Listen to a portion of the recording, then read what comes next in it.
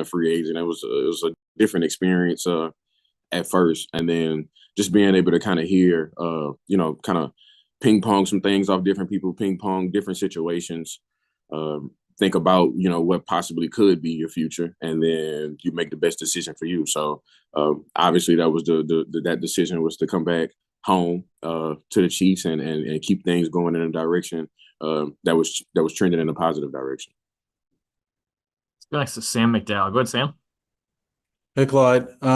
Wondering, there was a video that showed you pretty emotional after the Super Bowl that we saw, about a month or so ago. I wonder if you could, besides just winning the Super Bowl itself, what led to those emotions for you?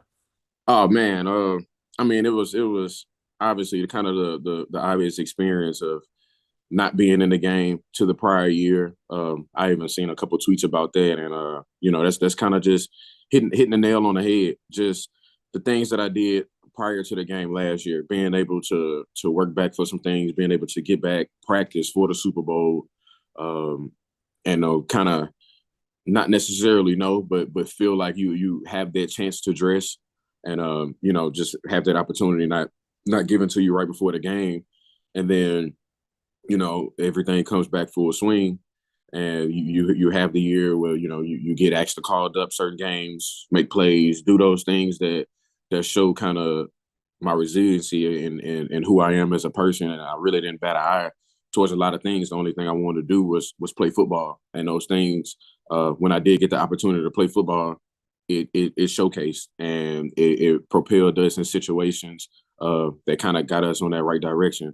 Just like the New England game, being able to kind of, everything just kind of felt like we were in a muggy situation. But from that point, it's just kind of like, we started to excel, and that's why I'm here. Let's go next to Matt Derrick. Go ahead, Matt. Hey, Clyde, congratulations on the deal, man. Thank you so much. I got two questions for you. First, you mentioned the free agent process. What was it like going through that? And ultimately, what you call KC home? What made you want to stay in Kansas City? Just the free agency process at first. Initially, I wouldn't necessarily say it's slow, but it's different. I mean, it's something like I never experienced that. It's not like high school recruiting. It's not like college. It's not.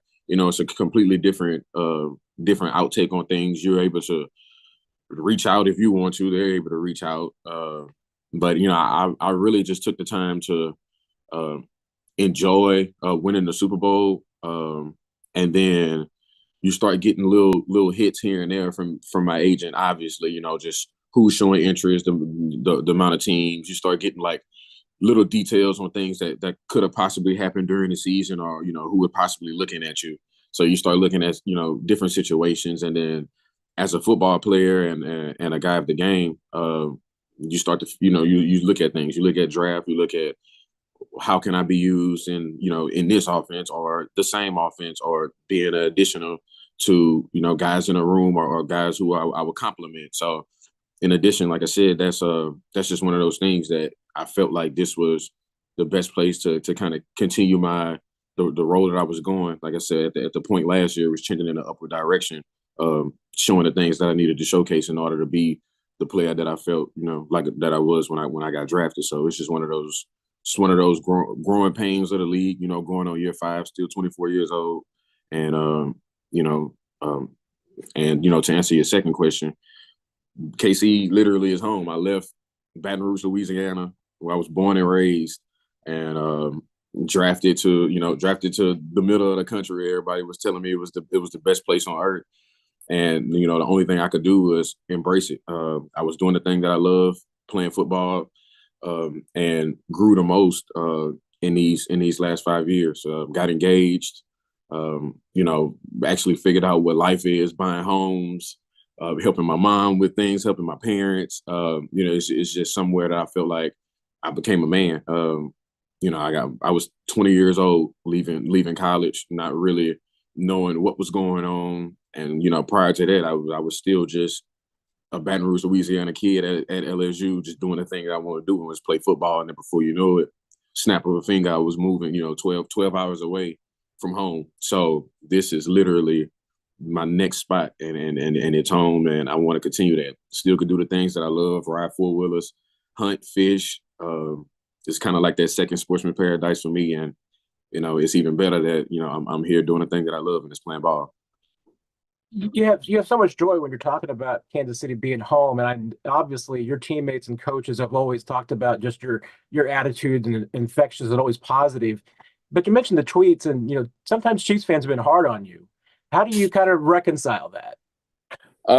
Man, it's just one of those things that you understand that everybody's passionate about the things that they love and the things that they watch.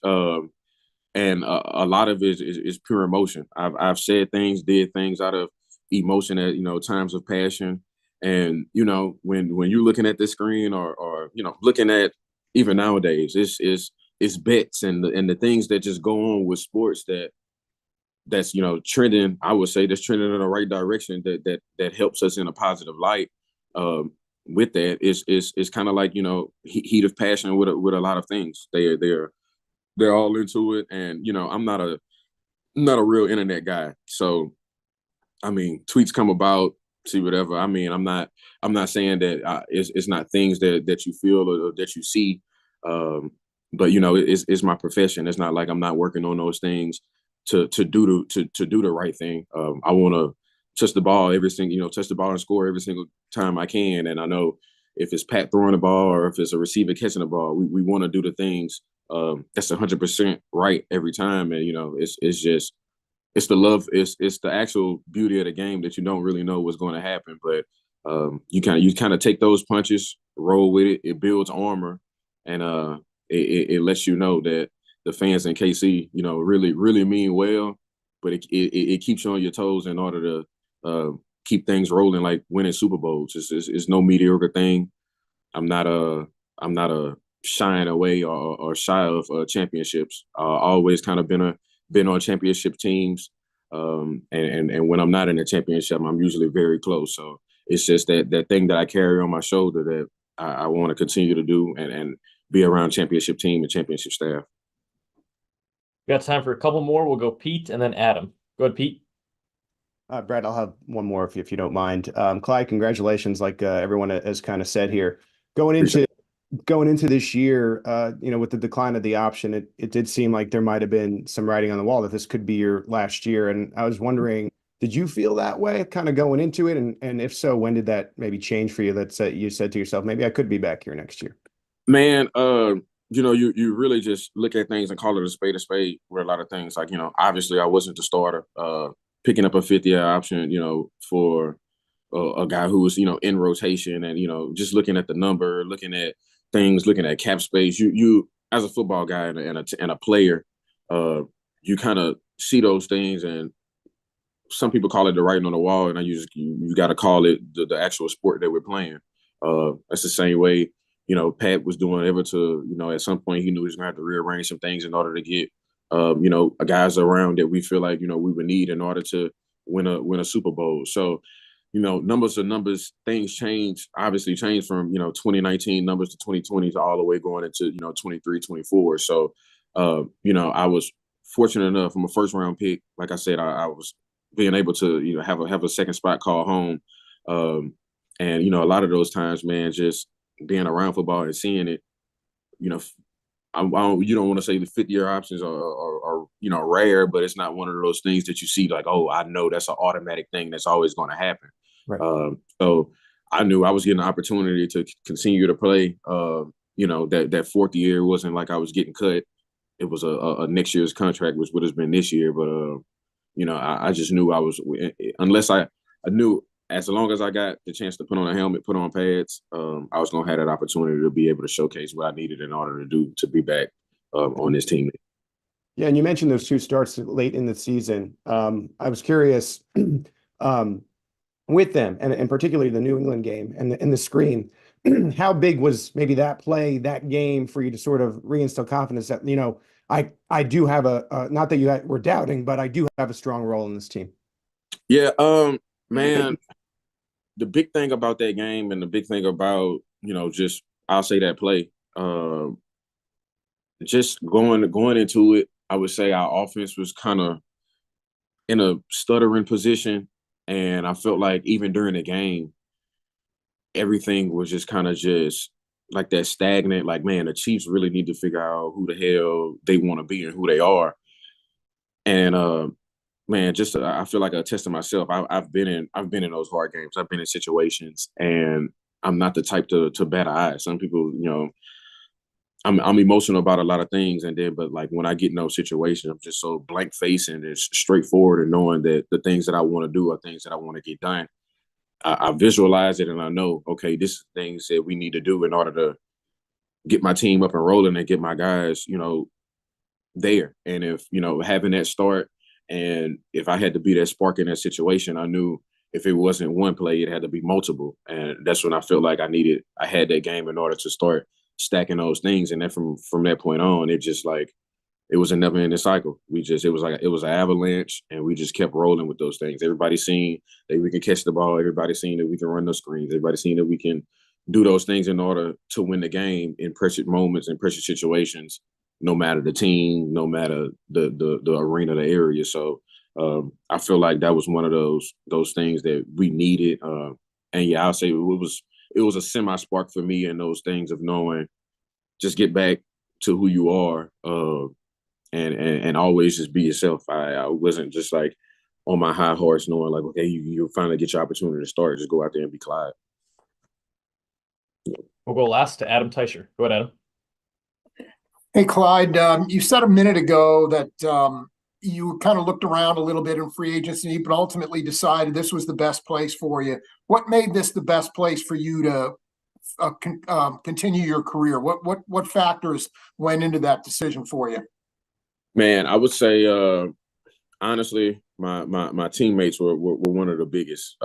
Like I said, with growth, being here the last 4 years, kind of understanding the offense that I've been in, having Pat kind of lead me in the direction of the things that he sees from a quarterback standpoint. And I've said in multiple interviews, having Travis, he's, personal level, from football to just on a day-to-day basis. He's someone that's been in my corner and then picked me up from my lowest of lows. And then when I was on my highest of highs, has been there, trying to put a rocket on my back. So you just have that camaraderie. And then just from upstairs on down, you kind of get those things of obviously I'll be one of the vets in the room, being still on the younger side. I've been in the same offense 5 years. I kind of know those things that Pat will want, Pat would adjust to.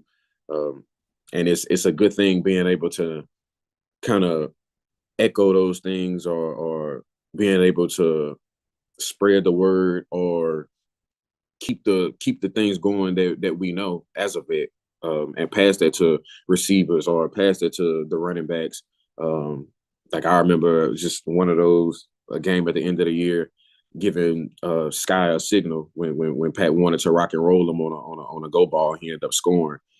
So it's just those things that just being a vet in the room, seeing those things, seeing the little things that might not happen all the time, happen, making those things. I just knew this was the perfect place for me to not only become a 3-time Super Bowl champion, but continue the legacy of the Chiefs and continue the things that I'm doing as a player.